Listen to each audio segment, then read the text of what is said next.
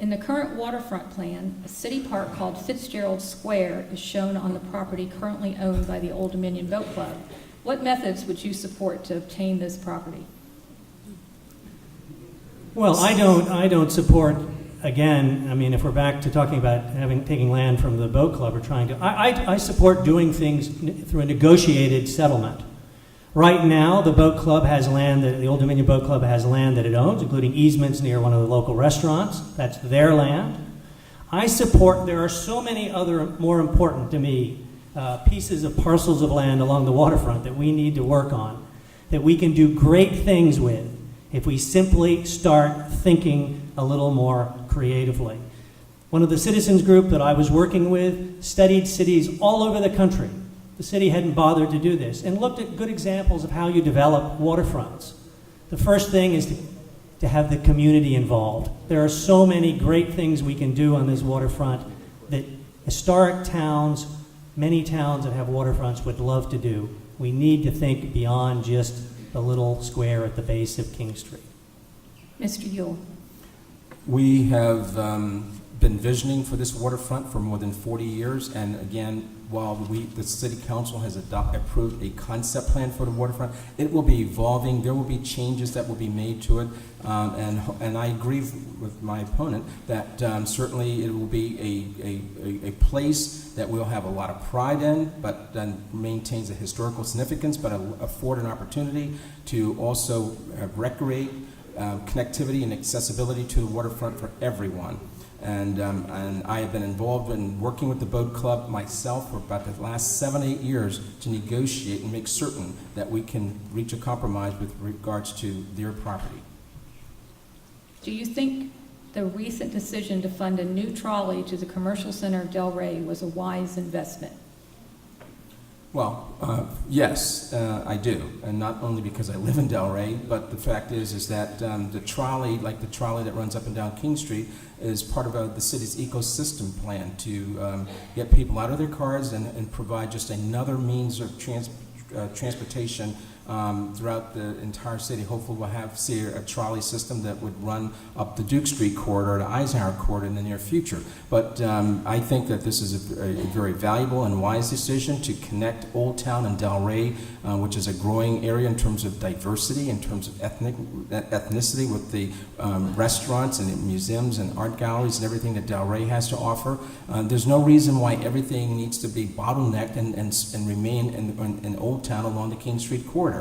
So I definitely support that decision. It was something that was discussed with neighboring civic associations, and albeit while the route may not be ideal, but at least it will be up and running, and I think we certainly will have opportunities to make some changes to it.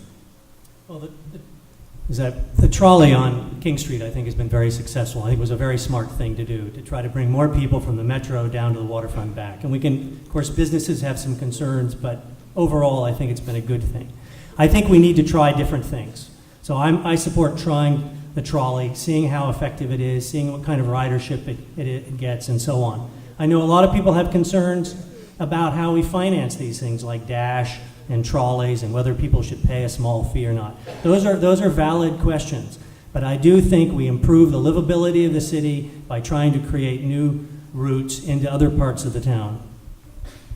Other than the waterfront plan, what is your plan to address flooding in the city, such as from Hoof's Run?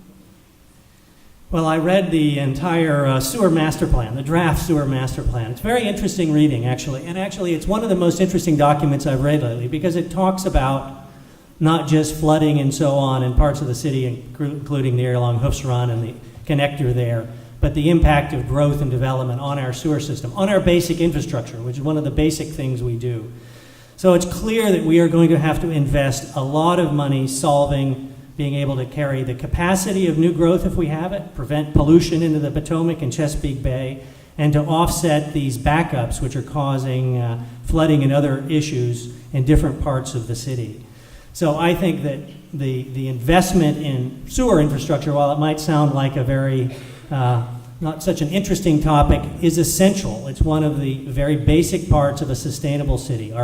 Do we have the capacity to grow? And sewers are one of them. Are we preventing flooding and not so people's basements are not backing up. We need to be much more aggressive in this, and that is going to require some significant capital investment. Mr. Yule. The city has invested millions of dollars over the past several years to address flooding and backup in our sewer system in folks' homes. As a matter of fact, I was a victim myself a few years ago. But the thing is that as we grow, and we will be growing as a city, we have a very old age infrastructure system, and that needs to be addressed, and we will be addressing it with investment of dollars. But certainly the waterfront plan also, when it was adopted, provided mitigation to address water flooding in the Old Town area.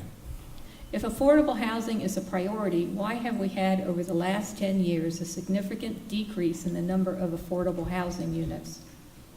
Well, that's a very good question, but it's all market driven. And first and foremost, the reason why not just Alexandria, but the entire state of Virginia, and perhaps it's an issue that resonates nationally. The state has no rent control at all. If they did, and localities had that same authority, we could control our own destiny, but we don't have that luxury. So as a result, the city has to work with private developers and other apartment owners to ensure that they maintain a certain number of their units available to be affordable for again, a mixed income level folks.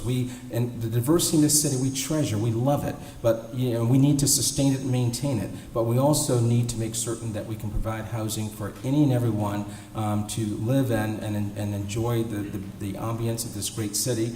And I've led the effort in my 18 years on City Council to be a strong advocate for affordable housing. A lot of work to be done, and as I said earlier, it is our #1 challenge. Well, I mean, we have lost an enormous amount over the last 10 years, 15 years. The question now is to stem that tide and to expand it.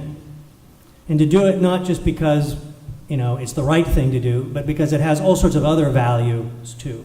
It's good to have teachers living in your community. It's good to have firemen living in your community. It's good to have people who work in your local restaurants living in your community. We're going to have to combine the efforts, I think, of the Alexandria Housing and Redevelopment Authority and the city and work much more creatively in a multi-partnered way to create permanent additions to various types of housing, as the mayor pointed out. There's not just low income, but middle income, workforce housing, public housing. How do you plan to attract new businesses to Alexandria? Well, I think you attract them in many ways. I mean, we all, I think, treasure the small businesses, which are, of course, struggling a lot in Alexandria in many places because of rents and other things. You attract businesses by preserving your identity, by what is unique about the town. And I think we all treasure it in a different way. It's our historic character, it's our neighborhoods, it's our trees even though we're losing a lot of them. It's our community. It's the small art galleries and things. So I think you invest in preserving the character of the town. I think you invest, obviously, in transportation improvements that are cost effective, so businesses want to locate here. You try to look at the tax structure. We have a lot of other taxes behind property taxes and real estate taxes, which are 50% of our tax, to see what we can do to help small businesses. You look at the fees. We seem to be creating all sorts of new fees now to pay for all of this stuff, but that can be very onerous to a small business. Alexandria is a unique place. That's how you keep the businesses. Keep it unique. Well, as a business owner for a long time here in the city, and certainly a strong advocate for economic development and for retaining and recruiting new businesses to the city, I have certainly worked with our Chamber of Commerce. As a matter of fact, I was one of the creators of the Small Business Development Center. But you take King Street. As a matter of fact, for the past 2 years, we've seen a reduction of vacancy to 5.2%. We've seen 35 new retail businesses open up on King Street. And throughout the entire city, we have over 70 of our small businesses are independently owned, and that's a good thing.